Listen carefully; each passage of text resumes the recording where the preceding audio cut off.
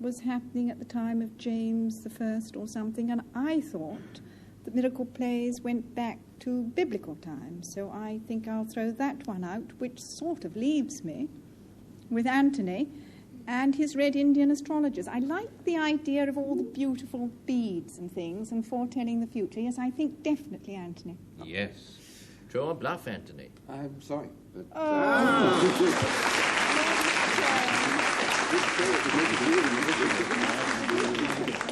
No, in spite of the noises, that wasn't true. Who gave the true definition of the word?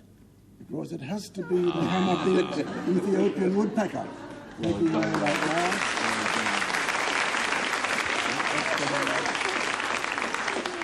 Woodpecker from Ethiopia, where they have a very hard time of it. Stemlings is the next word. Frank, your go. Stemlings was an infant ailment. It was lots of tiny little minute water blisters on the gums of the infant. But don't worry, no problem, no pain, no agony. It just meant that the milk teeth were on their way. So it's rather a happy ending. Well, any disease is happy that doesn't turn out to be a disease of sheep, so I say 3 cheers for that and invite Edward Fox to speak. Well, stemlings is a nautical adverb.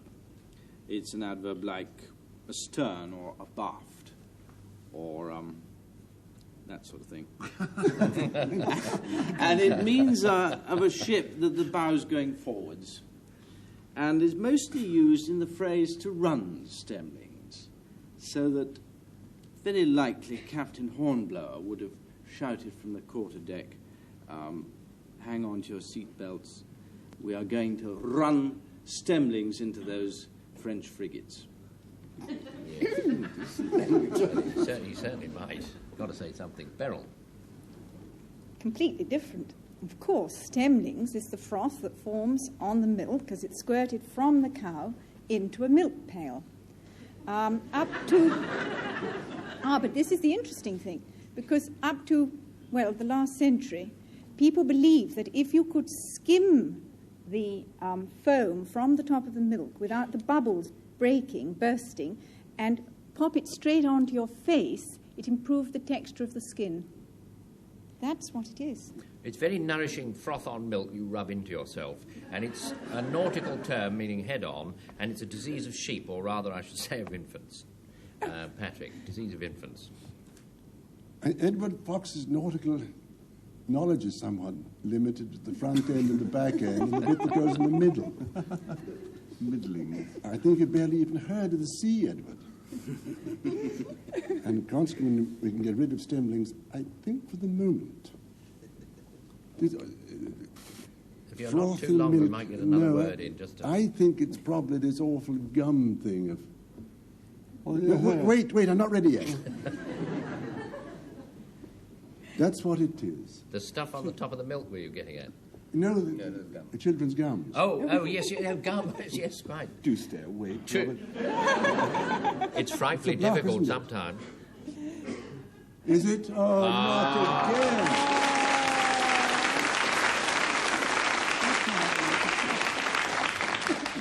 Nothing to do with children's gums, I'm happy to say. Who gave the true one of that? As one landlubber to another. Oh, no.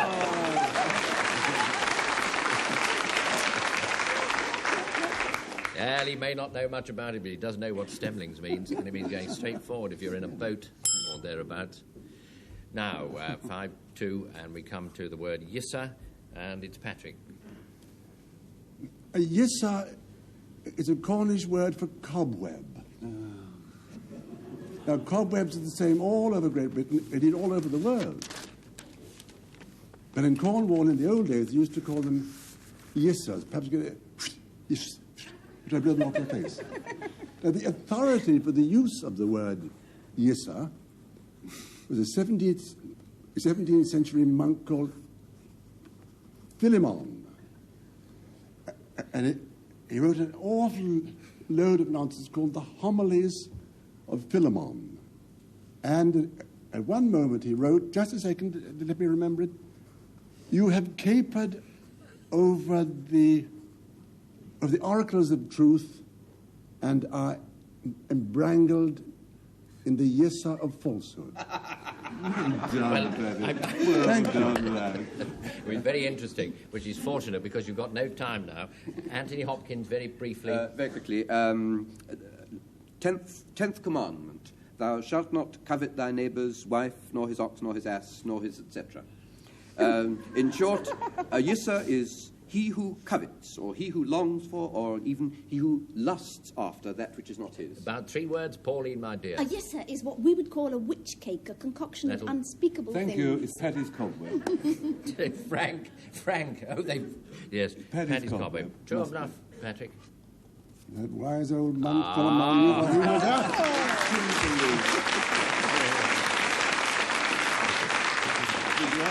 Yeah, the explanation was so thin you could see through it. It wasn't that. Who gave the true one? Here it comes. Voila. Yes. A yissa is indeed a covetous person. So that brings us to the end of the show, 5-3. That means Frank Muir and his team have won.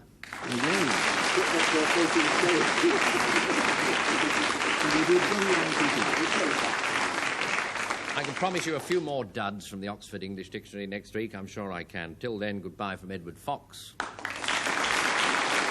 Antony Hopkins, Beryl Gray, Pauline Collins, Frank Muir, Patrick Campbell, and goodbye.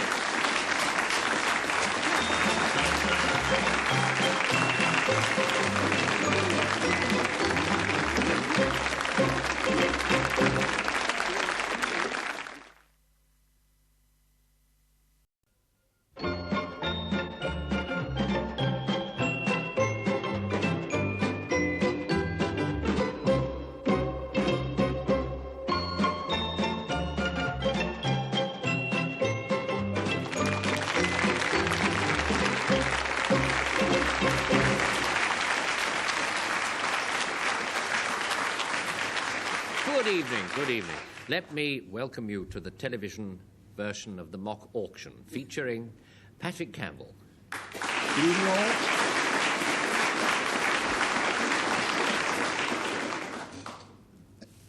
My first guest is about to return to the stage triumphantly in a play that I wish I could articulate. It's called The School for Scandal. And she is Pauline Collins.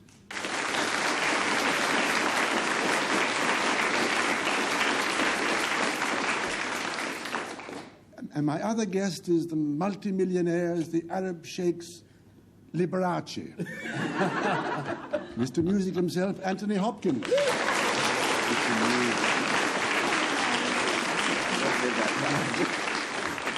And we also have the original marked card, Frank Muir.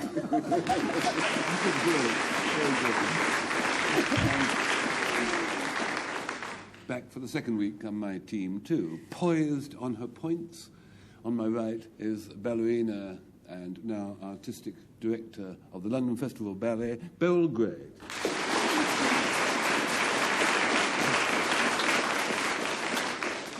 My second is an actor who's appearing sort of about now in a play on BBC One. But tonight he's starring in The Day of the Chuckle, Edward Fox.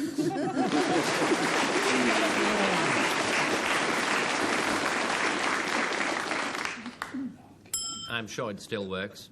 Oh, yes, it does. And it produces a word. When you ring that bell, you get the word Zinfandel. Patrick Campbell and his team will define the word 3 different ways. 2 false ones, you recall, 1 true. That's the one that Frank Muir and company try and pick out. What about this particular word, Patrick? A Zinfandel is an old-fashioned quill pen made from the quills of a goose. Imported from Holland, and used in those days to harden the tip by shoving it into hot sand. The whole goose, or just... No, the will. And was it not? Was it Alec or Eric Coburn? Adam Coburn, I beg your pardon. Adam Coburn once said of William Pitt the Younger, a Zinfandel worn to the pith in the service of his country. Nicely fumbled, Patrick. Very well done. Anthony Hopkins. Zinfandel is a wine, an American wine from California. It doesn't matter whether it's red or white because it tastes the same, whichever you have, and they change the colour of the bottle. The wine's the same. It's therefore somewhat pretentious in terms of wine drinking. Some kind soul in the BBC Research Department has found an advertisement for it from the old Pall Mall magazine, which says, "He who drinks cheap Zinfandel must eventually die." Actually, the same hold goods of he. Well, of course. You know, yeah, even if you don't. Yeah, but it's quicker this way. Perfectly true. I think I shouldn't have mentioned it. Pauline, your go. Well, a Zinfandel is a very tiny alpine plant, extremely hardy, and it thrives right high up on the Matterhorn. And during Victorian days, Victorian honeymooners, when they went to Switzerland, used to take it and press it between the pages of their books, you know, their little memento books, because it smelt so very beautiful. And apparently, when The Sound of Music was being made, it was a toss-up as to whether it was going to be Edelweiss, or Zinfandel.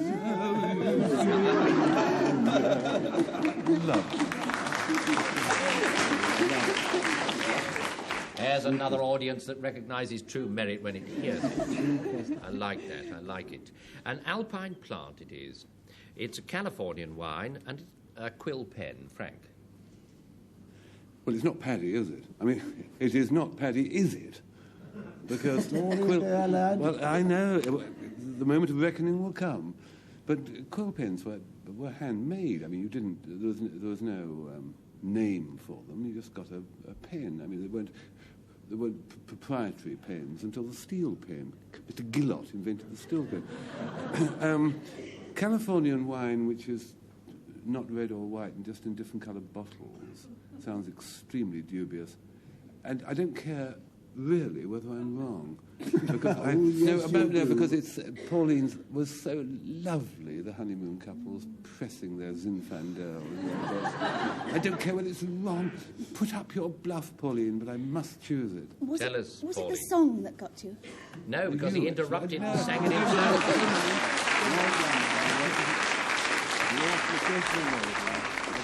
Got only what he deserved, interrupting that solo. Who gave the true definition of this word? I think you have Shall I? the true one. I don't care to expose it. Ah.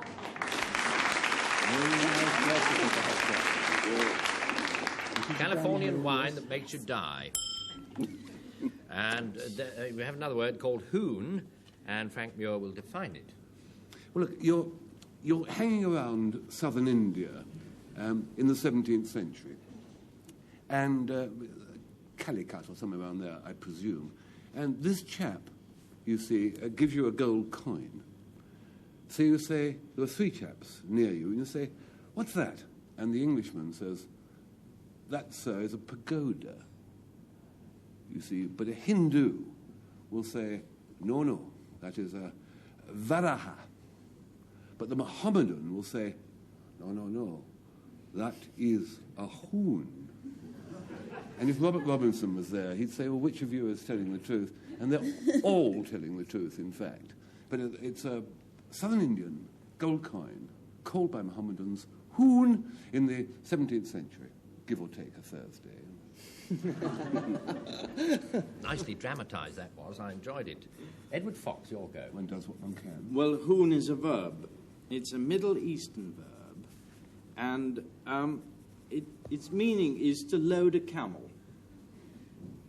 And the expression that it's the last straw, it's the last straw that breaks the camel's back, is possibly has an original root in a Middle Eastern barbaric custom, which could be to hoon your camel to death. Very great. Hoon. Now, you must take this one very seriously. It's a gastronomic treat for a Greenland Eskimo. Now, it's the liver of a seal, salted, and chopped up very fine to make a sort of smooth paste. Ooh. Yes, no, but this is really something. A contributor to the Blackwoods magazine in 1908 actually wrote, now this is a quotation, "Noon mixed with biscuits, broken biscuits, and heated over a primus stove makes a fitting meal for sledging." Who's he? Sledging on snow, romantic, chilly. You rub it on the runners. You didn't get the hang of it. No, I think you meant that you eat it. Indeed you do, yes. It's seal liver, done up in that way. It's to load a camel, and it's an Indian coin. Patrick. I think Indian coin because he made up all this other Come on, Pad. Come on, Pad. We happen to know on this side there are no double O's in the Eskimo language. Miss Collins and I were mushing through the Arctic a couple of weeks ago, hand in hand, and there were no double O's as far as we could see. What about here? That's out. Now, this thing about hooning a camel by adding a straw at a time to its back until it buckles at the knees, a laborious process. It has to be that thing of yours, Frank. Please make it. We're not winning very much these days. The little You're not doing Indian too bad coin of tonight. which he spoke. Frank, now you must own up. Little too easy. Has he scored a bullseye? I cannot tell a lie, Pad.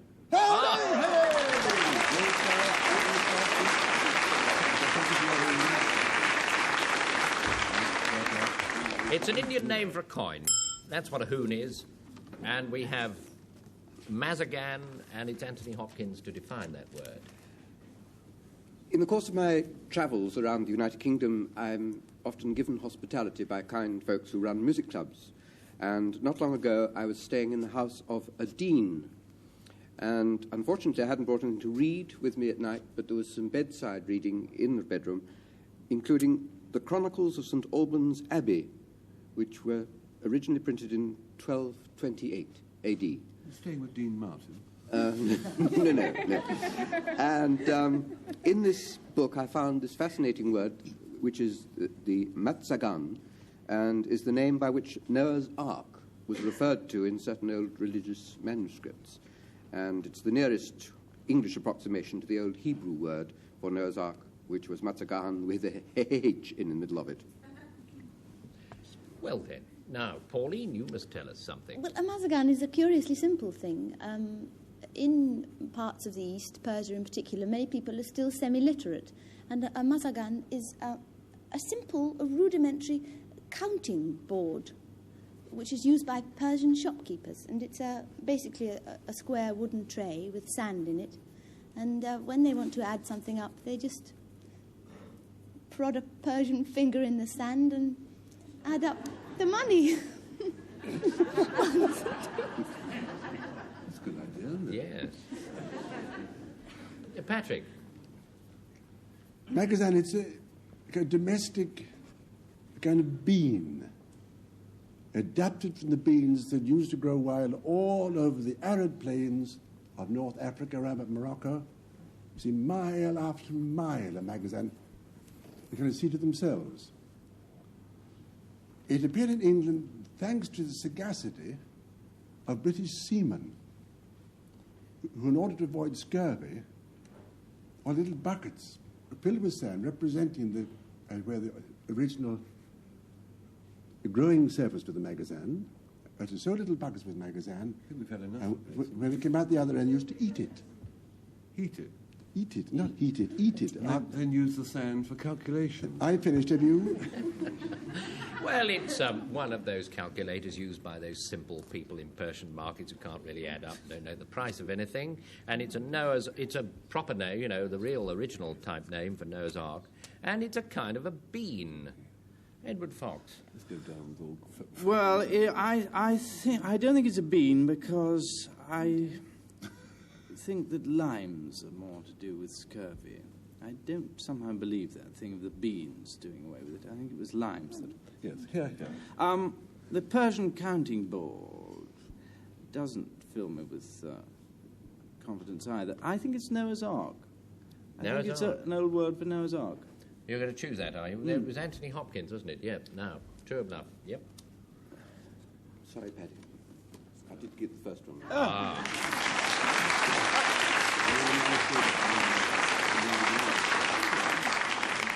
Nothing to do with Noah's Ark, as far as one knows. Who gave the true definition of the word?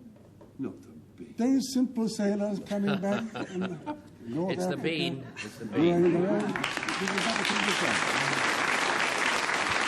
Around the whole thing. May have been boring, but it was true. How's that? So there you have it. You have Cubble now. Edward Fox. Cubble, it's a rural word from Essex, meaning a bedlouse. And a handy household hint dating from the 15th century will tell you that a very good ploy of getting rid of cubbles from your bed is to make a smoke. So it says of ox dung. And thereby ye cubbles will make their haste from ye domain. So I had the Cubble in my bed, I should think. Beryl, your turn. Yes, a cubble, believe it or not, is a natural thicket made of brushwood or twigs, things like that, to which a hare, a hunted hare or a hunted rabbit, rushes into to get away from people who are chasing it, to evade its pursuers. Hence, you get these figurative expressions like to go for cubble, to seek for cubble, to fight shy of, or to make a strategic retreat of. From. Two. Of. Sorry. I think it's your turn now, isn't it, Pat? Yeah, might just as well be. A cubble is the shortest description is a heavyweight hobble. You know when you don't want an animal to stray, to get away from a horse or an ox or whatever, you put a hobble on it. Well, a cubble is a very, very heavy one, which is immovable, so you can't shift it. And anything that so restrains an animal. You see, if you're worried about your chihuahua and you tied it to the television centre while you went in and were refused employment inside, that would make the television centre a cubble. Well, it's a bedlouse. It's a kind of a hobble, and it's where a rabbit or a hare, a thicket where such animals hide. Anthony. Oh, I didn't know it was me. Would you care to confer with us? Yes, you did. Have you got any? None whatever. Oh, right. Well, thank you for your help. Yes. I felt the bedlouse. I'm very distrustful of East Anglia in this programme. I've noticed that whenever Norfolk or Suffolk or even Essex crops up, it's invariably a red herring. So I think I'm going to discount Edward Fox's bedlouse. The Chihuahua and the television centre, rather improbable juxtaposition, I felt. Admirably acted, but still. Now, I'm going for the lady. Find the lady. The thicket to the hide hares, Beryl Grey. Was her indeed, true or bluff? She's looking awfully pleased. Oh, unfortunately. Sorry. Unfortunately, not your fault. No. We've got them on the run. Give us the true one, yes? Well, if you get your chihuahua, Try to tell me. Thank you. That's put it that way. It's something you tie things to, is the Cubble. 3-1, and we have Burgle. Pauline Collins, what about this word? Well, a burgle is the name that fishermen in the Orkneys give to a species of rockfish, which has got a very prickly back, the spines of which are poisonous. And, incidentally, an Orcadian spinster who's looking for burglars under her bed is not looking for Orcadian rockfish fishermen. Or maybe she is. Yep, very. Yeah, Patrick, it's your turn now. A burgle is a nest of wasps or hornets or wild bees, but not the domestic bee, which lives in a hive or a skep. A burgle can also be used to describe an unruly mob, like a bus queue or people trying to get into the shops at Christmas in order to get out alive again. a kind of disorderly mob of people is a burgle. Antony Hopkins. Hate to have to do this because I don't agree with blood sports, but it's a word to do with hunting, and in particular hounds. When a hound cuts a corner while the other hounds are following the true line of the fox, and this hound cheats a bit by taking a shortcut because it knows where the fox is actually going to, it is said to burgle. And fox hunters don't like this because it makes the run shorter, and a hound that burgles will be rated, which means to be ticked off by the huntsman with proper language. Burgle, verb of the chase. Well, you must have heard all those. There you have an Orcadian fish, a nest of wasps, or a hound which doesn't run the way it ought to run. Beryl. I don't really believe any of them. You're very wise. Yes, no, it seems to me that the rockfish and the Orkneys and the burglars were a little bit too confused. At least I got confused. And I don't really believe this nonsense about hunting. I don't really think that we would not have heard that word because blood sports has been so much in the press lately that I'm going to choose your definition of the bees and the hornets and the unruly mob. I think that possibly is the word. I hope it is. That was Patrick, wasn't it? Did you? Is it yeah, Patrick? You said Clearly correct. Was it rubbish? Absolute or was it true? dribble.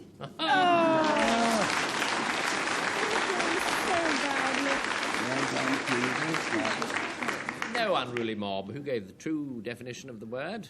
No. Yes.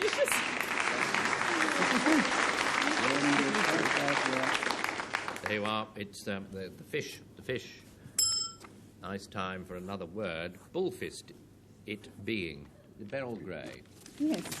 Now, this is an interesting word because it's like the Turk's Head, a Turk's Head. Matthew Walker, which, as you know, is a decorative knot that sailors use for tying ropes into. They go through it. Except that this particular one isn't a knot.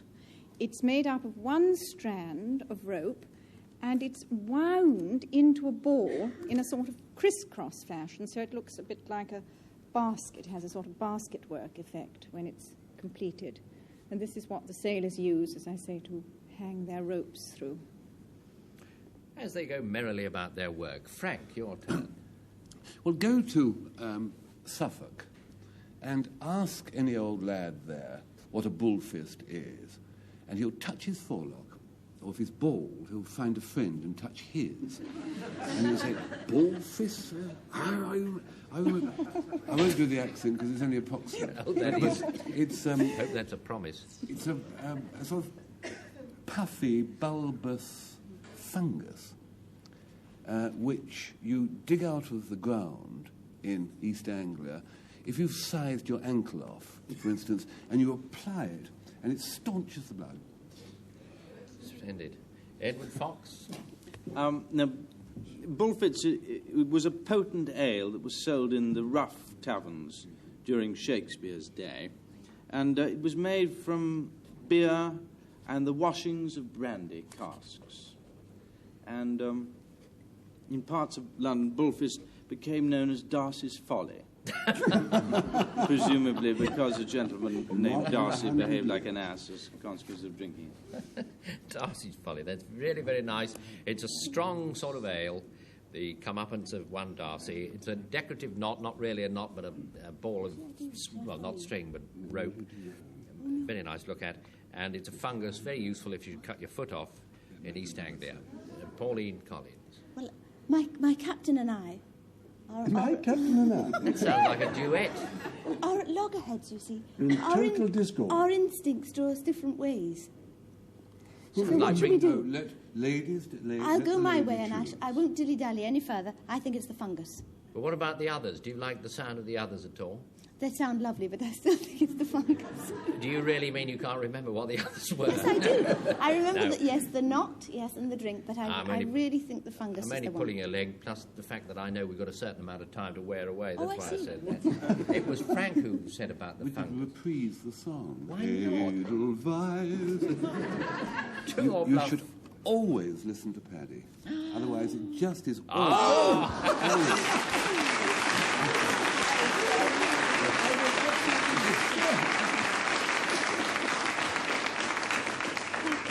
But in spite of the length at which he spoke, nonetheless he spoke true. Bullfist is a fungus, and exactly the way he described it. So we come to the end of the game, and I say, what is the score? 5-1? Patrick and company have won. At last.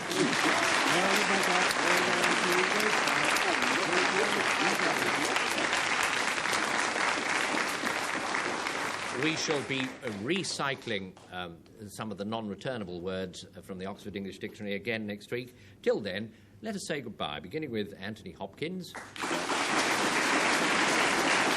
Edward Fox,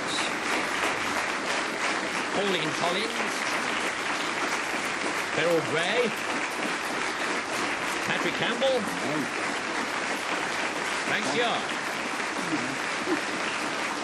and goodbye.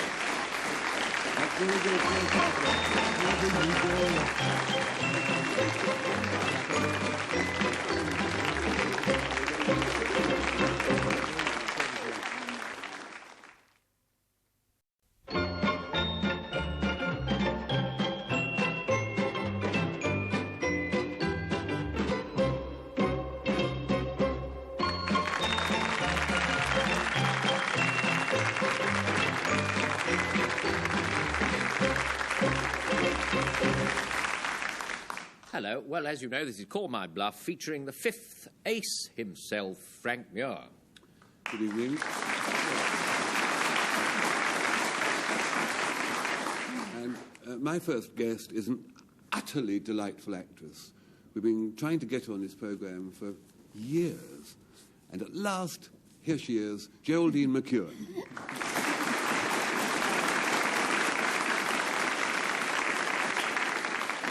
My second guest is a composer of film music. He wrote 933 Squadron and 633 was flying upside down when I saw it. But it's rather ironic. The film he's working on at the moment is a Disney film called One of Our Dinosaurs is Missing. It's Ron Goodwin. Hello.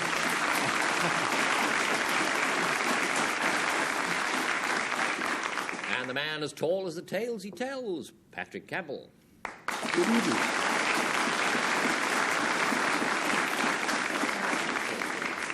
And my first guest is the prettiest and most intelligent girl I've ever met.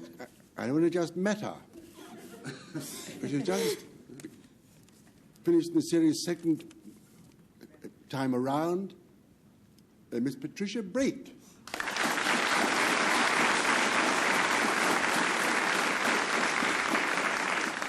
And my other guest is a brave actor who, after I got a little attack of foot rot at Manchester Airport about a year ago, I took over this very job. I kept on this team, brave William Franklyn.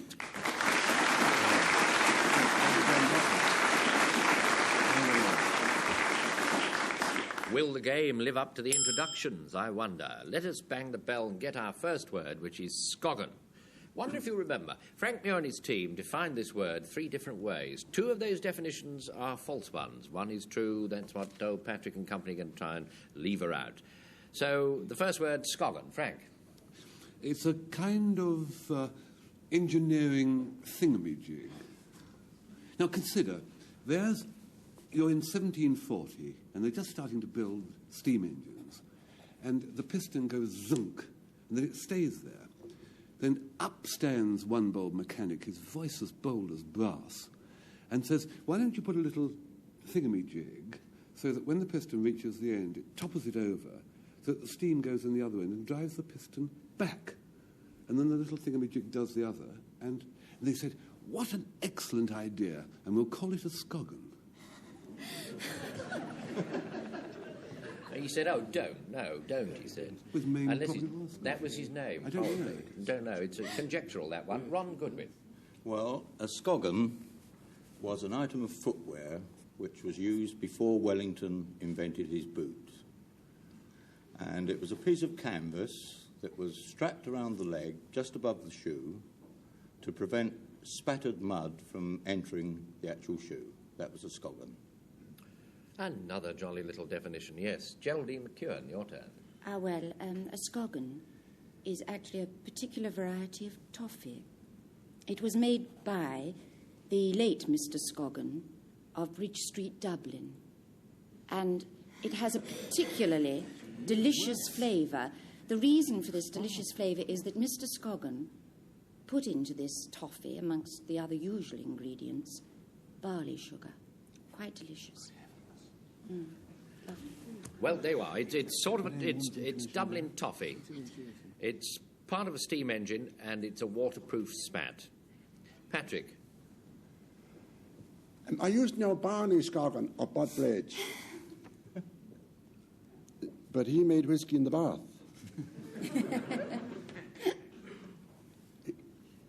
It isn't really an Irish name. You know, all this boots spattered business, it sounds like it's a word with a kind of Scottish sound to it, like the awful engineering Scotsmen are constantly inventing things. I believe it to be the sweetmeat from Dublin. The sweetmeat, the toffee. Now, Geraldine, true or bluff?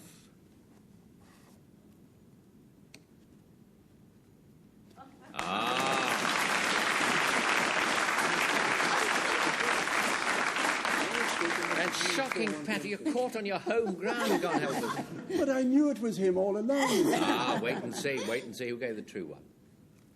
Arr. It's a tickety-tockety-tickety-tock. He was right. Yes, you were quite right. Yes. Yes. So a Scoggin is part of a steam engine, it seems. Try and remember that, won't you? Here we have another word, and it's grummel. Patrick Campbell defines it. Grummel is a word used by, I suppose you would call them agricultural labourers or yokels in many parts of the country, if any yokels are left in many parts of the country. And when they wish to describe the dregs of something, after you've drunk something, the thing remains after you've drunk something. It's kind of dregs. But in the Peak District of Derbyshire, it got one precise meaning. It means coffee grounds in the Peak District of Derbyshire. All right. William Franklyn, your turn. Rabbi Burns, in his epistle to Davy, said, I have to look at my notes for this, and treads the veil of humble life, we grummel bairns and faithful wife. Now, those particular bairns, being grummel, meant they were hearty, they were hale, they were full of zest. Later, they'd probably grow up and start tossing the caber. Grummel is a Scots adjective, meaning pretty fit. Right, now, Patricia Brake, tell us. Well, grummel is an American name, also used by Canadians for a tiny fish, which is found in the Great Lakes, Lake Superior, Lake Huron, etc. It's a minute species of chub, C-H-U-B. And because it's so tiny, and because it's very silvery, it's jokingly known by the local fishermen as a Detroit sardine. Well, it's the dregs of something, very particularly coffee in the Peak District of Derbyshire. It's a dear little fish, and it means healthy. Frank? Just turning them over in my mind. Well, I don't really think we can accept paddies. You know, Derbyshire yokels drinking coffee. Peak District. And worried about their grounds for trouble. No. I don't know, the unfit Scots children. It's more German than Scottish a word. So I think it's the fish. The Fish. Detroit sardine, like a small American car. That was Patricia, wasn't it? True or bluff? Oh, looks rather pleased. Aha.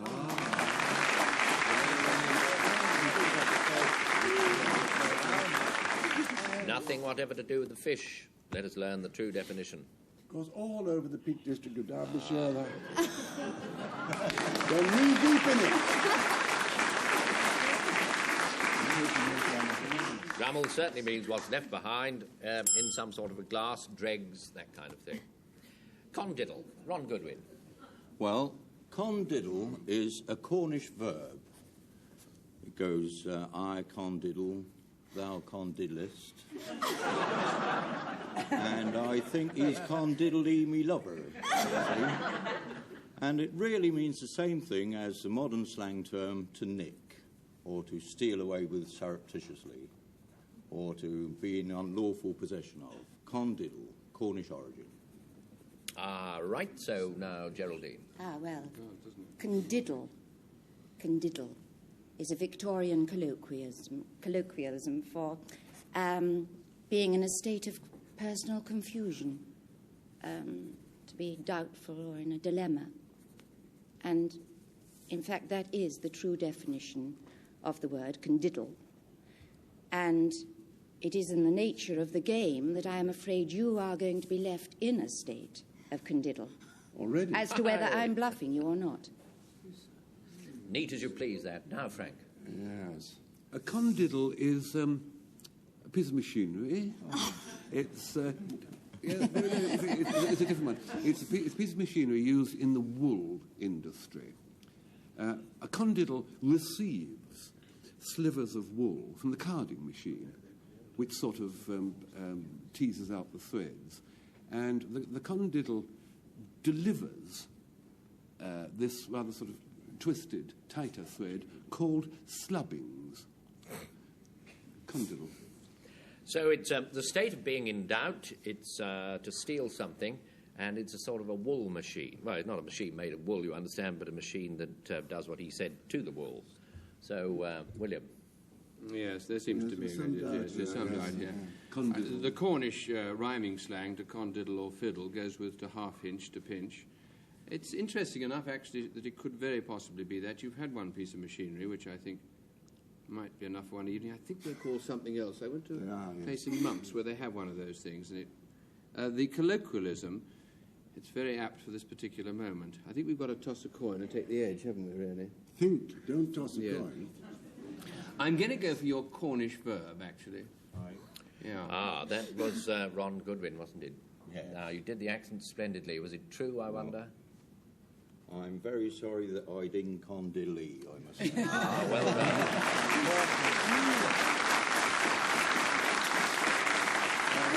Yeah, it's an old Cornish word, or a new Cornish word, for aught I know, which means to steal something.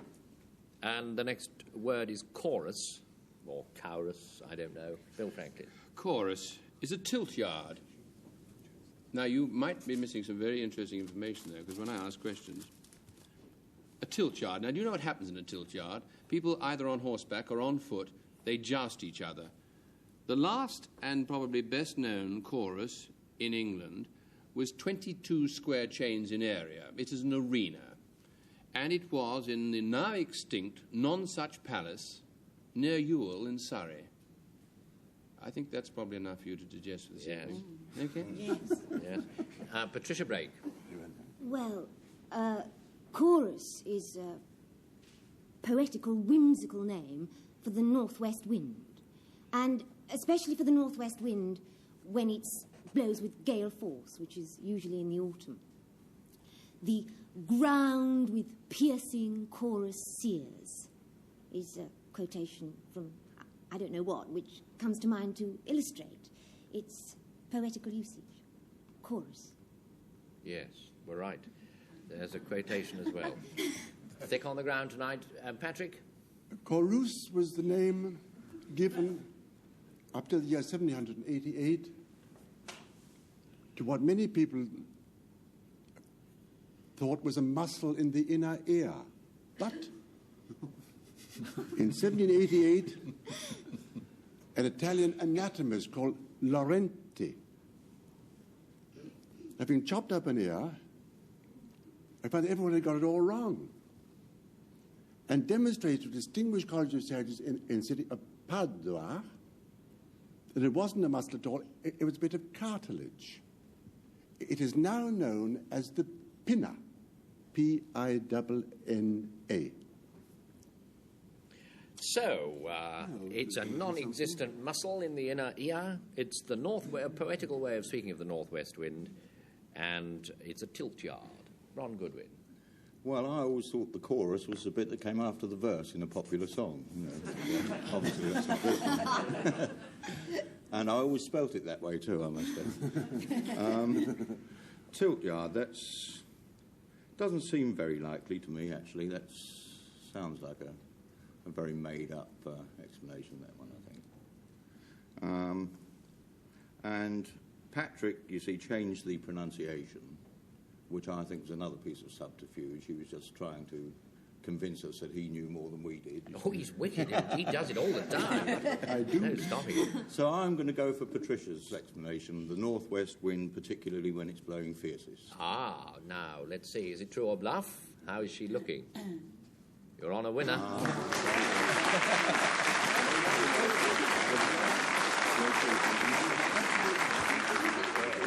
Chorus is a word for the northwest wind. If that indeed is how you pronounce it, I just don't know. Porge we have, the game standing at 2-2, Geraldine McEwan.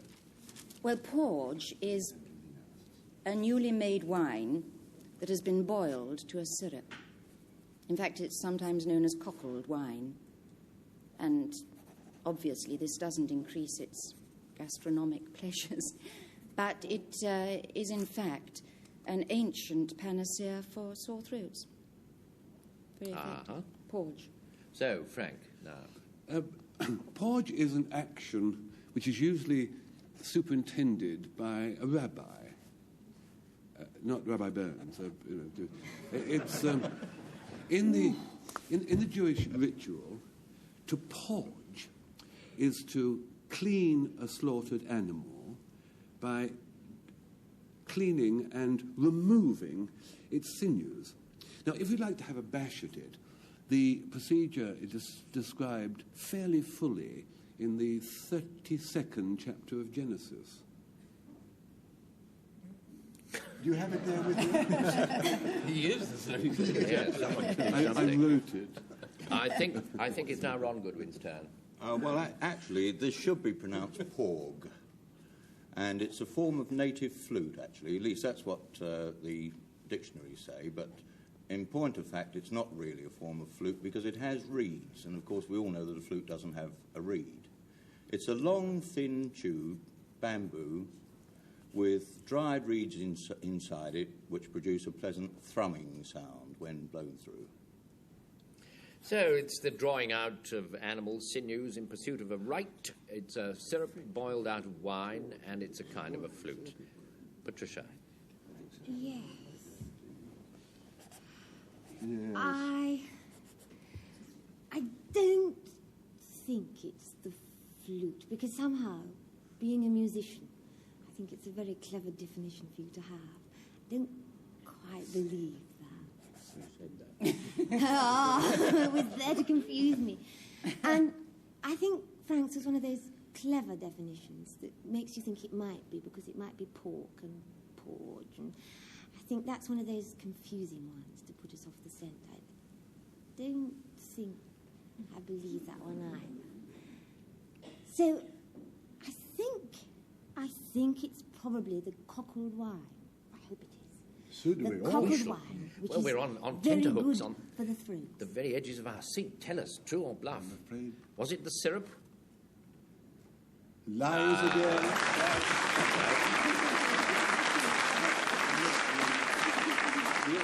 No. Let's hear who gave the true definition of it. Not Lucy. Who got the true one? Lovely bit of bluffing there, my God. Our hearts were in our mouths. Well. There, that porg. It does mean that activity of drawing the animal sinews. Harfang is the next word. Patricia Brake, you to define it. Well, the harfang is a large Canadian owl. It's also known as the Great Hudson Bay owl, because it occasionally flies across Hudson Bay. It's whiter than white in colour, and it ghostly glides over the Arctic wastes, looking for its prey, presumably white mice. Yes. Now, whose turn? Patrick, yes. But the half-hang was the ancestor of the eiderdown. A padded coverlet for bed filled with wool and where anything else going. Do you remember Queen Berengaria? Not personally. some centuries back. The royal infantry from the household of Queen Berengaria. She used to go to bed at night under a half-fang of cramoisy velvet, bordured with tresses of gold. Now, there was a half-fang for you. Very nice, yes. After half-line. Sounds warm, too. Now, Bill Franklyn. Well, half-fang is really the other end of the Dracula syndrome. Instead of having the fang coming down, what happens is that the lower jaw protrudes and goes up. The classic half-fang is Mr. Punch, and a half-fang is simply this particular joining together, meeting of the chin with the nose, with the accent on the chin. All right, leave it there if you will. It's an early type of bed cover, early eiderdown bed cover, that sort of thing. It's someone with a, I think the word is prognathous jaw, and it's a Canadian owl. Geraldine. Oh. Now you've confused me. Well, I love Bill's description of Mr. Punch and everything, and the jaw going up, but I can't quite believe it. Half-fang. Patrick's eiderdown is delightful, actually. I don't know, I've never heard of that particular queen, but... oh, yes. Yes. She invented liners, cross-Atlantic liners. Oh. Queen Berengaria. Oh, really? Yeah. Well, I think it's a lovely idea. Patricia's white owl, I don't think. No, that doesn't convince me. At all. No. No, I think it's Patrick's eiderdown. The eiderdown, the early eiderdown. Patrick, true or bluff? If we hurry, we might get another one in, who knows? What about the cramoisy velvet? No. 2-1. Can we quickly have the true one, then we might just get another word. There she is, the true one. Good lass. There you are. Everything that pretty creature said about the owl was quite true. And there's only a little time now. Well, you know, just nice if we canter along swiftly, Frank, with this word balti. Balti is somebody country. Balti is somebody who's covered in bults. Right? Do you want to be that swift? Covered in... Bults, which were scars. Oh, I see, bults, covered in bults, yes. Why not? Ron, you'll go. A balti was a mound-shaped, an arch-shaped mound of earth over a grave. Right, that'll do us. We'll have to, I think we must pursue... You missed the best bit. The arch-shaped mound over the grave. Yes, it's a matter of time. Geraldine. Oh, it's a very long fishing line, favoured by West Countrymen for fishing cod. 500 feet long. So it's a grave arched over with turf. It's a long, long fishing line, and it's scars. Patrick, which will you have? It's a long, long fishing line, and it's true. And show me your card at once. Geraldine, own up. Bullseye!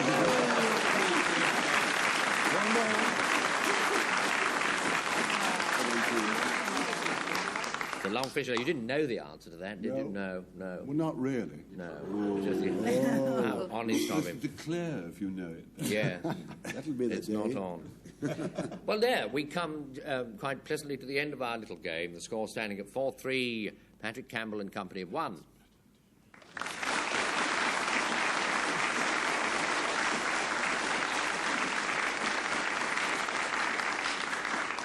Have another trip in the time machine next week. Until then, goodbye from Ron Goodwin. No. William Franklyn. Geraldine McEwan. Patricia Brake. Frank Muir. Patrick Campbell. And goodbye.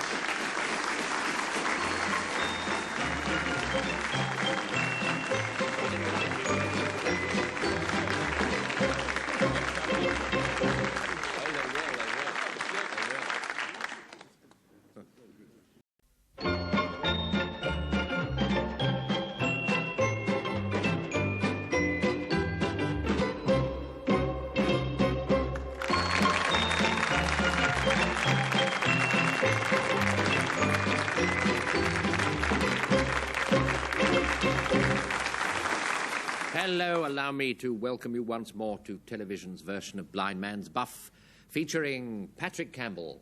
Good evening.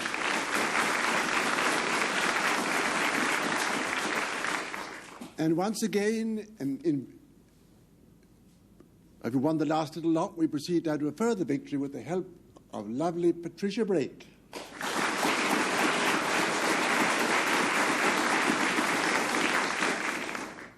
And my other aide is an actor, but he might be said to be a tonic in himself, Mr. William Franklyn.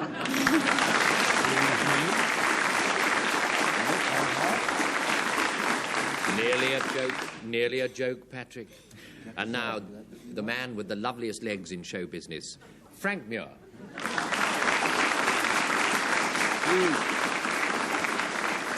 Well, we just lost last week on a technicality.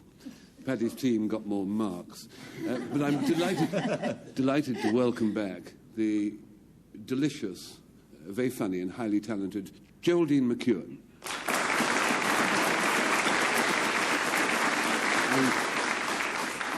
And the man who's written so much music, from songs to swinging lovers to those magnificent men on their flying machines, and he's still at it, Ron Goodwin.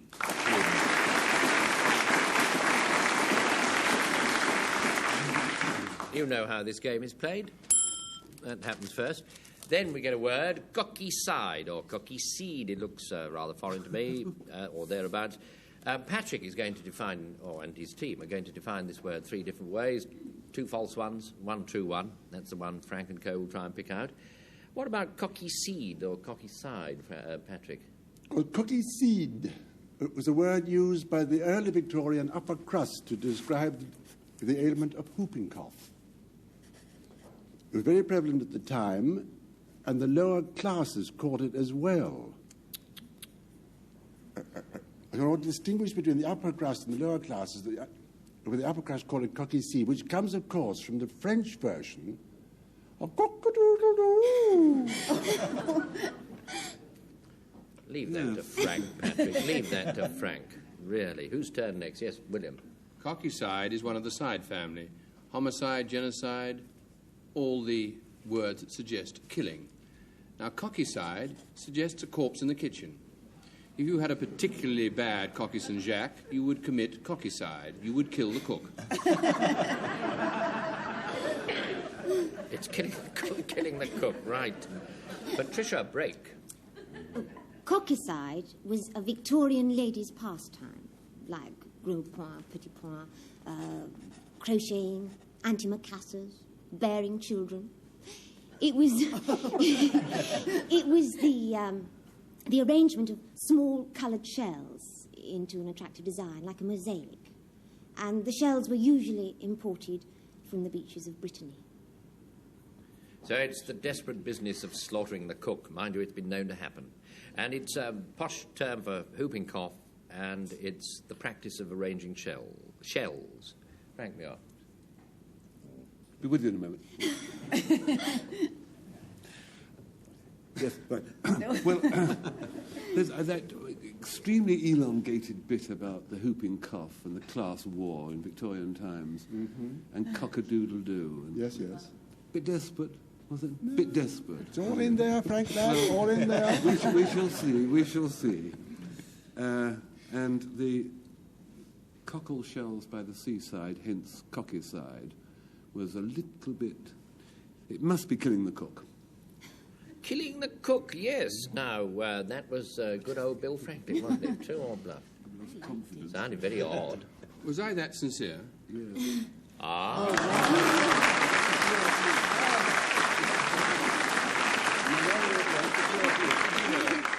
Cocky seed or cocky side is killing... It must have happened often enough to get a word applied to it, but it's killing the cook. Should you feel that way, that's what you're committing. Malafige, or something thereabouts. Frank. Malaphages were small seabirds, not all that small, but not big. Small-ish, or sort of medium to small seabirds. Probably stormy petrels. That's a good topical, isn't it? Which the sighting of which presaged stormy weather to sailors at sea. So the cry of "Malefice, starboard bow" was a signal to the mariner to button up his woolies and to batten down his hatches. It's getting worse, you know. I'm going to say. Sounds more like a signal that this is called my bluff and who's speaking. Yeah, Frank Muir. But now, Ron Goodwin. Well, Malefices they were actually. And this was an old-fashioned gambling game in the time of Chaucer.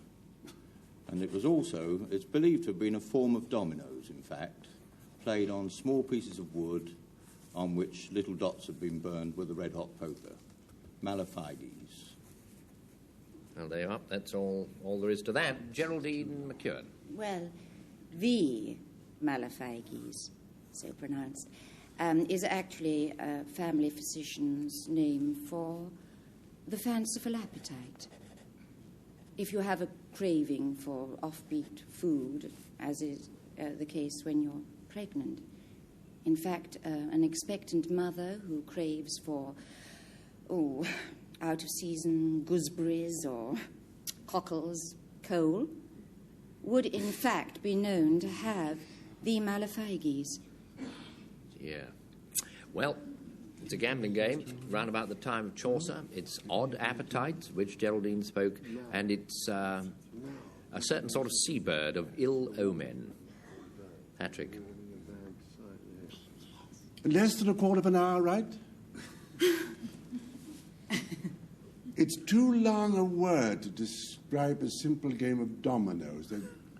They call it mala or figgies or something, but not all that. And buttoning up and battening down. It's one letter longer than dominoes. I am doing the work, old lad. I counted. I'm doing the work at the moment. Do you mind? Sorry. You have now caused me to forget what Geraldine said. Bob, could you refresh your memory? She said it was if you were prey to odd appetites, course, yes. fanciful No, tastes, all that. It isn't that. It's kind of buttoning up. It's a bird of ill omen, a stormy petrel. That was what Frank said, indeed imitated, wasn't it? Yes. It's true, isn't it? You've got it.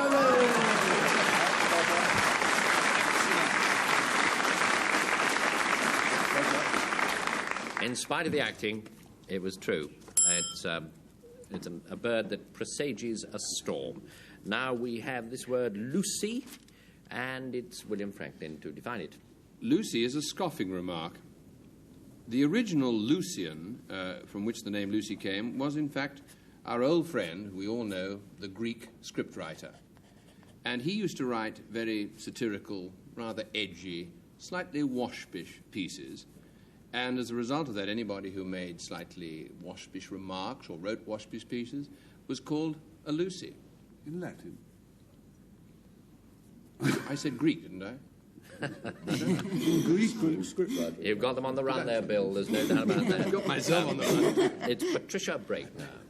Well, I don't know. A Lucy was a detachable collar or shawl worn by grand ladies up until their entrance into a crowded salon or a bal masqué. And in fact, it wasn't worn as a decoration. It was worn as a protection against greasy hair, or dare I say it, falling dandruff. Ooh. Heaven. Never let it be said. Patrick. Lucy like couchant, or rampant, or bendy, or even lozenge. It's a heraldic term. And a Lucy is a heraldic pike. You know, that huge fish that they kind of choose fishermen's rubber boots. That thing. You can have a Lucy bendy, or Lucy lozenge, or even a Lucy aux pommes frites. Lucy Elastic. Exactly. Well, it's a lady's collar. It's an heraldic pike, and it's a caustic sort of remark. Ron Goodwin. I wish Frank hadn't said Lucy Elastic. I was just toying with saying it. Well, you say it as well. No, I'll say Lucy in the Sky with Diamonds. How's that? Anyway, Get yourself on the right level with him, that's true. Yeah. I don't think it was a Greek scriptwriter. In fact, even the thought of a Greek scriptwriter sounds a bit strange to me, really. Do you mean that he wrote scripts or he wrote script? That's right. Which one? Oh, both. He was ambidextrous. I see, yeah. I don't know very much about heraldry, actually, but I don't think it's a heraldic term. I think Patrick's having us on again. I think that Patricia's is the right one. The lace collar that ladies wore to protect themselves from greasy hair and falling dandruff. She certainly did say that, yes. Yeah. Was she telling the truth? Now we learn.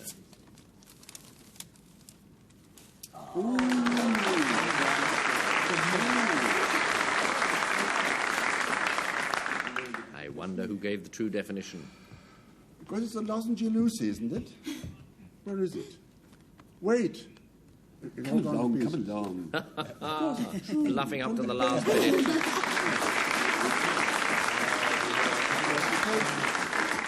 No, a Lucy is an heraldic pike. I think it was the insignia of Sir Thomas Lucy, who, as you know, was a chum or otherwise of Shakespeare. I just threw that in. You enjoyed that, but I mustn't linger. Lincuri is the next word, and Ron is to define same. Well, a lincuri was a one-masted rowing vessel, a galley, in fact, which was used by the Picts during their attacks on the northern coast of Britain. And it can still be seen used, funnily enough, heraldically. Is that the right word? Yes, that's fine. Yeah. In the coat of arms of the city of Edinburgh, and also it was in the coat of arms of the now extinct earldom of Orkney. With a Lucy. With a Lucy. Yes. Lucy. Very much the same. Well, no, very much a different thing, but in the same context. Geraldine, your turn. Well, a lincuri was a fabulous and precious stone, actually, which was made use of by ancient alchemists. In appearance, it is silvery and opaque, and in fact, if you want to find a lincuri, you have to look for it in the carcass of a lynx. Very strange. A cat-like animal, the lynx. Frank, it is now your turn. Lincuri, small liturgical wash basin, used by the priest, sometimes accompanied by the 26th Psalm, which, as you know, begins Lavabo inter innocentes menos mias. Well done, Frank.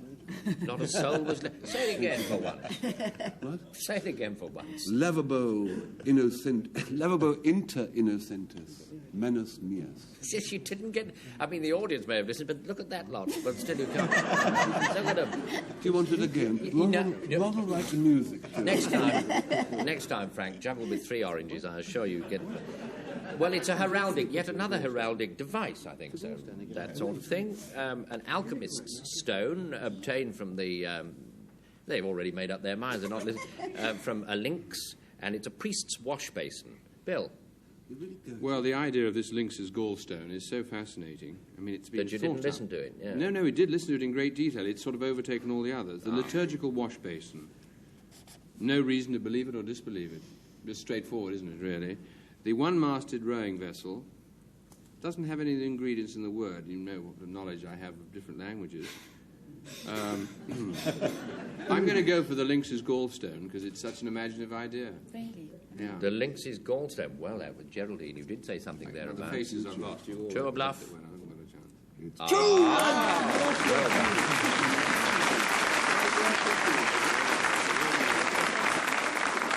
Very well done. It is the stone used by alchemists of old. And now, here we have, well, I don't know. What do you think? Alphonsine? Patricia?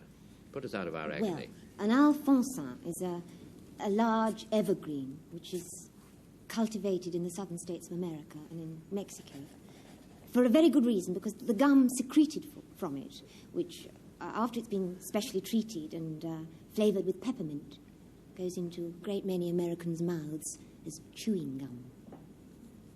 Yes. Patrick, what do you say? The alfonsin, it fulfills a long-felt want.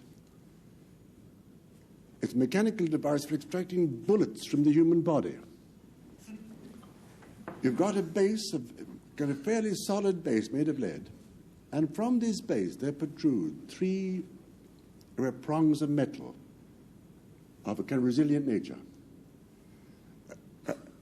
And with one doctor holding the base and three more doctors holding each prong, they bend the prong down, put it around the bullet, and everyone stands back and it's out. You've got a hole in the body, but it's bulletless. Yes. What did they use before that, one wonders? Just picked away at it. Fingers. Yes. Doesn't bear thinking about. Bill Franklyn. What kind of fool? I won't go any further. Thank you. An alfonsin is a special kind of fool. He's a court jester. He's there solely for the purpose of keeping His Majesty, or Her Majesty, in hysterics. Named after Alfonsin, who was Charles V's court jester. His actual name, he was a fun-loving dwarf, an amusing little fellow, whose real name was Hanselin Thavignon ou Saint-Léger. Would you like any more? I think it's enough. That shows evidence of wide and extensive reading. Now then, what it means, it seems, is an evergreen tree, a court jester, and a device whereby, with the use of elastic, you whip a bullet out of someone. So, Geraldine, it's your choice. You do. Well, I just think Bill's is so convincing that it can't be the court jester. Perhaps I have a very suspicious mind. I'm not convinced by chewing gum. I think the idea of extracting the bullets is absolutely horrific.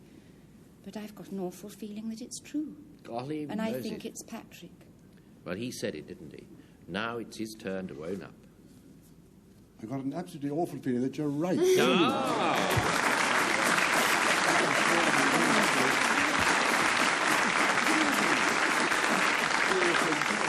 It just almost couldn't be, could it? But it was. There. So the next word is mocket. Geraldine McEwan.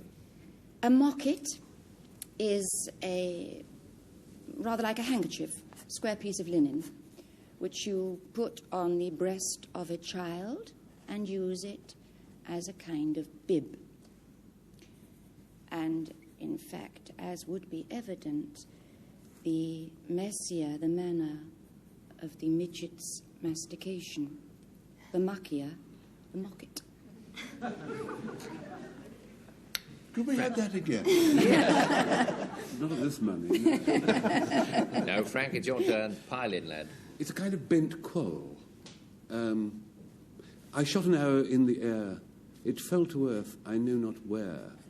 And that could happen to a little chap as well as a long fellow, because it probably happened because he was shooting a mocket, which is a defective arrow, either because the shaft is bent or because the fletcher hasn't done his work properly and the feathers aren't on right.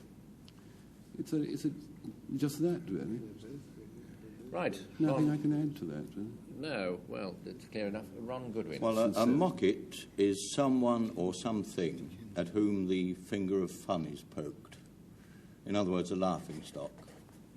And if I may quote Samuel Pepys, who said, in relation to the Exclusion Bill, "'Twill be a mocket to every pig-tailed lawyer." A laughing stock. All going around saying that sort of thing. It's sort of a bib.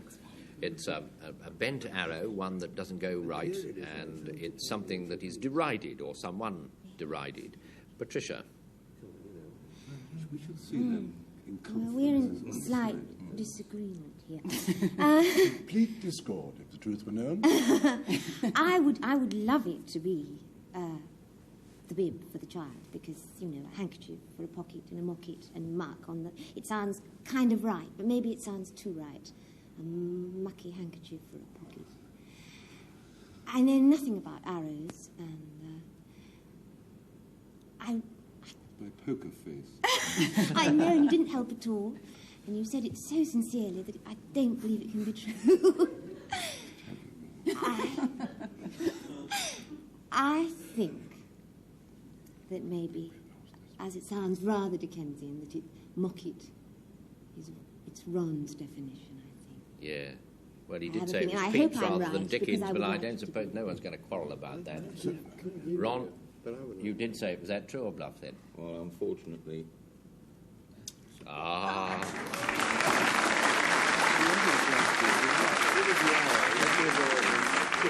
Nothing whatever to do with that. That was all rubbish. Who gave the true definition? Got it there somewhere. Get it? Oh, no, Yes. not all that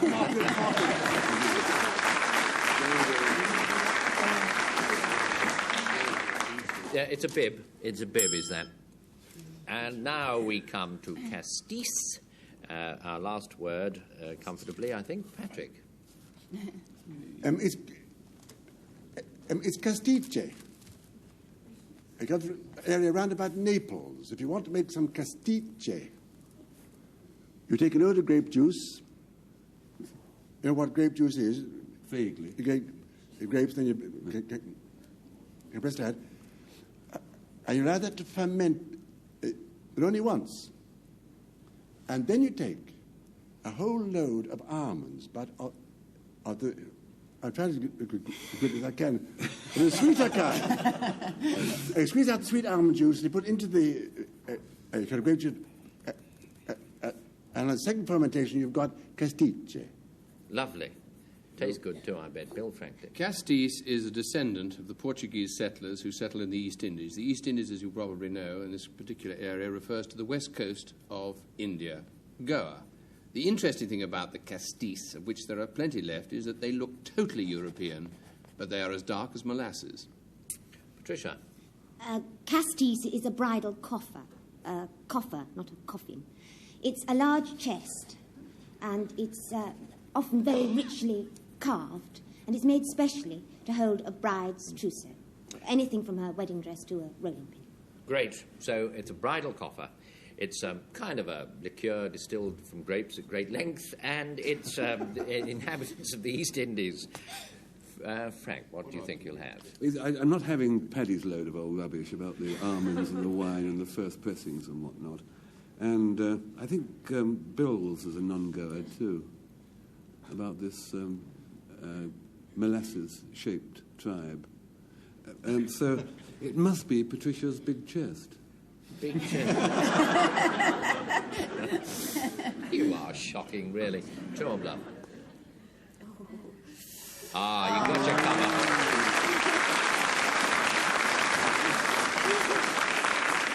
Shouldn't have said that, you know. Shouldn't have said it. Let's have the true one quickly. It was a goer. It was. Well done.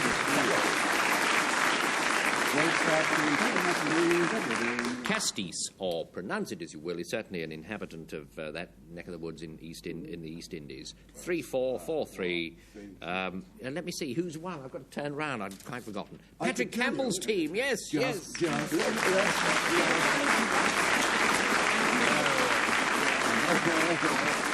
We shall have another visit to the Salon des Refusés next week. Until then, goodbye from William Franklyn,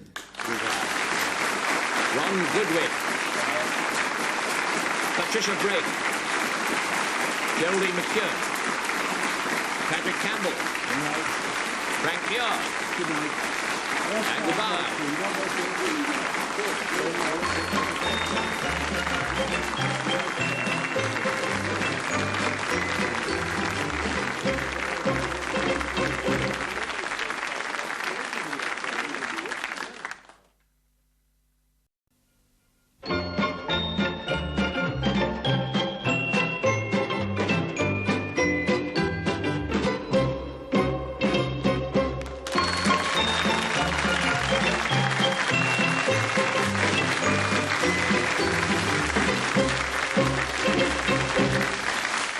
Hello, it's Call My Bluff, the literary gents liar dice, featuring, as you well remember, Frank Muir.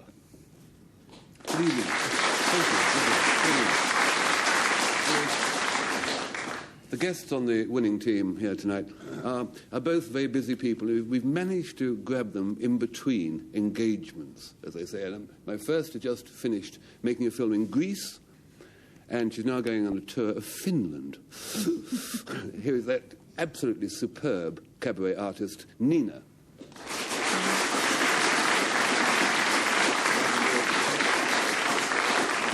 My second has just finished making a film in Germany and is about to work for the BBC in Howell Pinter's Old Times, Barry Foster.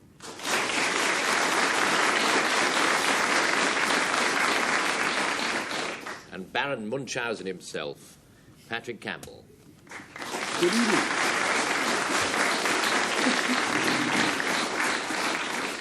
And my first guest is an indescribably beautiful girl who is the mistress of Woburn Abbey. The Marchioness of Tavistock. There she is.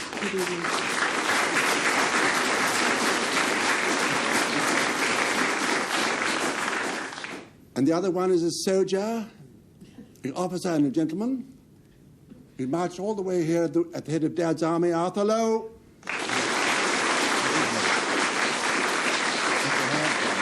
Here comes the first word, tushery. Tushery. And I wonder if you remember, when this game starts, Frank Muir defines tushery 3 different ways. 2 of them are false definitions. One's true. That, of course, is the one that Patrick and his team try and pick out. So, Frank, what are you going to say about tushery? Tushery is one of those words. It means just that. 19th century word, and it describes that kind of romantic literature which is over-besprinkled with expressions like, "Tush, Captain Fanshawe, your compliments do make my cheek mental." Or, "Pish, Bishop, don't stand on your dignity thus." Or, "Pshaw, my dear, I'm sure the young man means our daughter no harm." Well, it sounds rather good to me. Tushery, invented by Robert Louis Stevenson. Well, there you are. Very good, yes. Oh, you mean the word was, rather than the actual dialogue. That was probably yours. Barry Foster. Tushery. Tushery is a fescue, a grass, tall, growing, tufted and tough. So tough that it could exist in storm-blown sand, which it did in its native New Zealand. It was then taken from there and planted in the Falkland Islands in 1878, as a result of which, partly, the sheep there waxed and multiplied. Who wouldn't? I don't often see a sheep waxing. It's new to the programme. Nina. Tushery could be described either as a padded prayer mat or an undernourished hassock. It was a Victorian invention, and it was used during prolonged prayer sessions to sort of help the wear and tear in the kneecaps. It's not much in demand, and it's rather hard to find these days. Well, it's a sort of grass which is very good for sheep. It's kind of hassock or prayer mat, and it's a description of a sort of romantic kind of literature, romantic kind of writing. Patrick. All this bishopry. And I don't believe that anyone could bring anything from New Zealand to the Falkland Islands without making any money out of it whatever. Even with the prospect of waxing sheep on it. And the bishop. Yeah. I don't think Nina, charming as she is, got sufficient grasp of the English language to describe anything as an undernourished prayer mat. I think she's making it up. So? I think it must be pishery. It won't but it isn't, is it? Yeah, well, let's see. Frank, you did say it, didn't you? I wonder if I could change my mind at the last moment. No? No, don't. No, we don't. Stick to it. You won't have anything to do with the grass. You didn't mention that, or you well, didn't. Yes, you couldn't in New Zealand. Oh, of course, I missed that. What do you want, for heaven's sake? True or Your bluff? card, please. True or bluff, Frank? Do tell us. Pish, my lad, I am undone. Oh, lovely.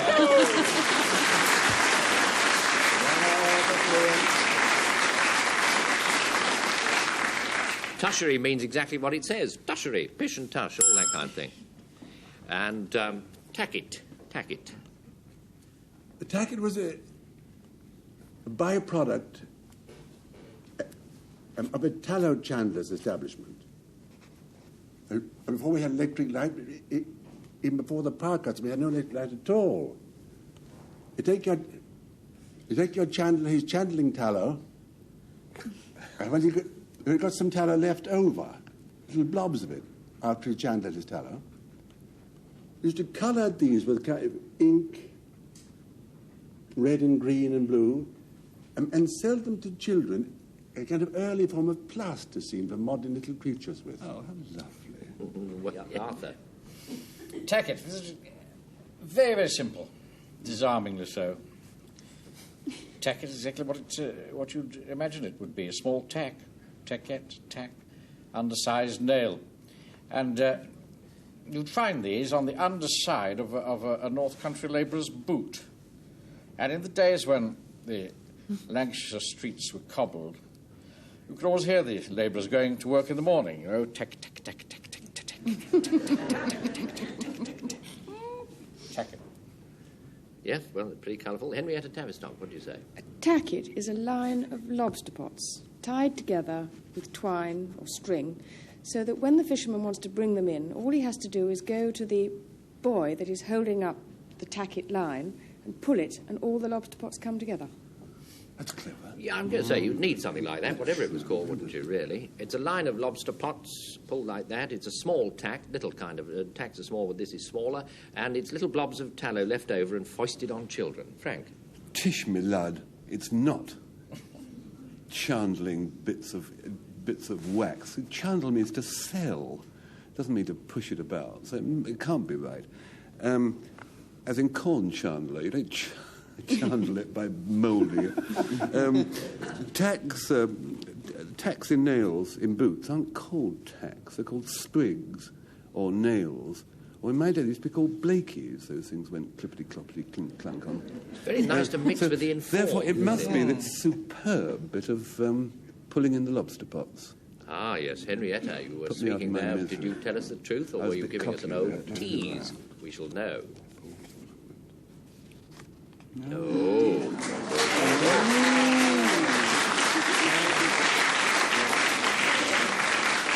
Lobster pots don't come in it at all. Let us have the true definition.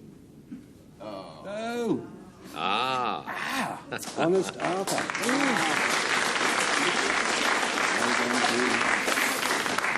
It's a small tack. Little knowledge is a dangerous thing, Frank.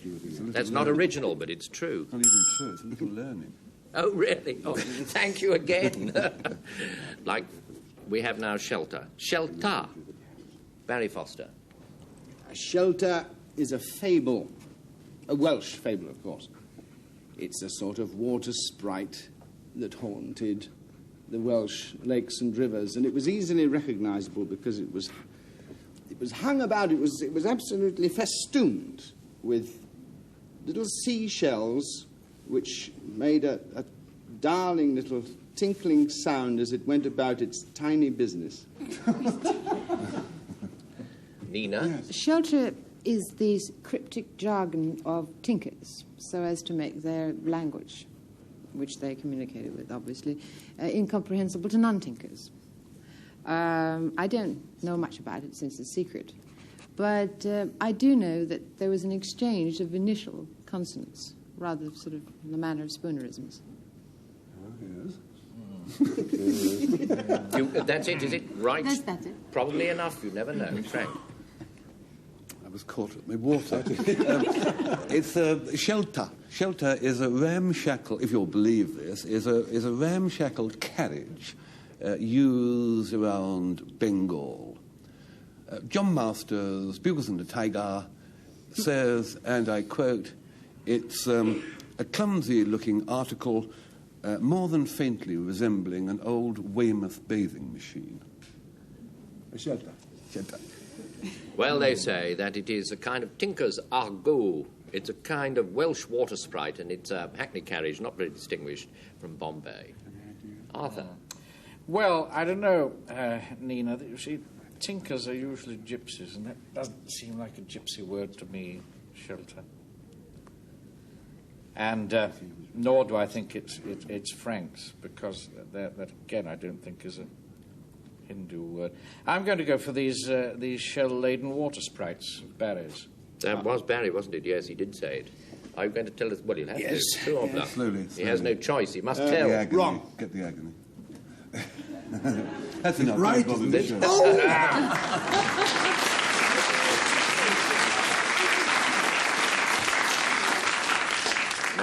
No. Nothing to do with the Welsh water sprite. Nothing whatever. Now, who gave the true one? With my limited knowledge of the English language. Let alone the Tinker language. As soon as you said that, Patrick, about the limited knowledge, I knew it would like that. So that's what it is. Shelter actually is the sort of language that tinkers, if you can find one, speak. That's what they'll be saying. Latibule, Arthur Lowe. Latibule. Yes, it's a dark hiding place from which a would-be assassin or mugger or slasher can watch the approach of his victim. A villain, when plotting a job, might be heard to say, "I'll use that vestibule for my latibule." Yes. If he had time to spare, he would. You never know. They're suave devils, some of them. Henrietta. A latibule is a heraldic device, or a symbol, and it appears on a coat of arms, and it takes the form of a stirrup, and it shows or indicated that someone had been horsed in battle. That meant they went into battle on a horse. And that's really all it is. Yeah. She knows, you know. I was going to say, if she doesn't know, nobody does. Now, Patrick. A latibule, adjective, of course. Ornithology, birds. You couldn't have a latibule linnet or latibule lark because they are big-breasted birds. And latibule means a big-breasted bird, like a turkey, or many people that we know. Yes. That's what it is. Yes. It's just that last line which spoiled it, Patrick, like many we know. Otherwise, you stunned them into silence like Dr. Johnson himself. It's a heraldic device. It's a dark, secret hiding place, and it's wide-chested of a bird. Barry. I wouldn't mind an action replay of Henrietta's, actually. That was incredible. I don't like Arthur's latibuling in a vestibule at all. Sorry, Arthur. Otherwise, all right. Gosh. I'm going to go for the big-breasted birds. All that Patrick said. As ever. Yes. Yes. Shame on you, Frank Muir. Patrick Campbell, true or bluff? You made a tiny error this Oh.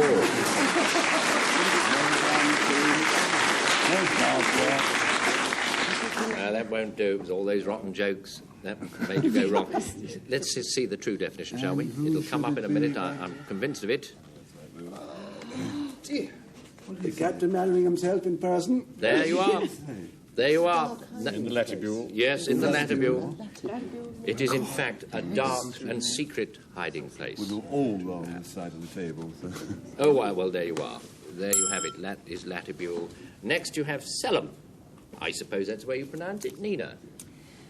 Selim is a steam coal, an Australian steam coal, and it's so named after the township, which is near where it's mined in New South Wales. It has a very high calorific value, about 12,500 thermal units per pound, and it's widely used in Australia, needless to say. Yes, well, you don't find it very plausible, do you, Patrick? A bit. You did very well. I believe you. All this thermal units. Well, let's get away from these protestations of eternal faith. Frank. Well, it's a Selim. You can just feel the use of the word. It's a huge, vast cloak worn by Arabs in Morocco, and it goes right down to the ground. And it's not like a burnous, which is a everyday wear, sort of 9 to 5 job. A pelham is made of costly stuffs. It's the sort of thing you wear if you've got a little dinner party with other Arabs and you're playing whist at £500,000 a point, And it's not the thing you'd wear for collecting the wet fish in the Caspar. It's a formal, lovely portable tent. Yes.